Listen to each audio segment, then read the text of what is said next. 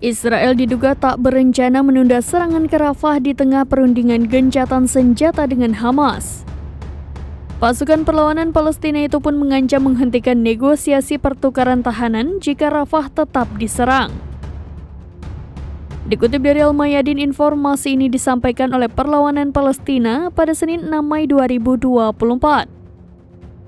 Hamas menegaskan bahwa ancaman untuk menyerang Rafah tidak akan memberikan tekanan apapun selama perundingan.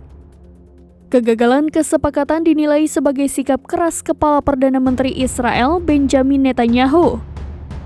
Tindakan Netanyahu mendorong Hamas untuk memperketat posisinya dengan tujuan mencegah konflik. Badan Bantuan dan Pekerjaan PBB untuk Pengungsi Palestina atau UNRWA pun mengkritik keras tindakan Israel. Serangan terhadap Rafah dinilai akan menambah penderitaan dan kematian di kalangan warga sipil. Sementara rezim Zionis pada Senin pagi meminta penduduk di wilayah timur kota Rafah untuk mengungsi. 100.000 orang diperkirakan akan dievakuasi secara paksa.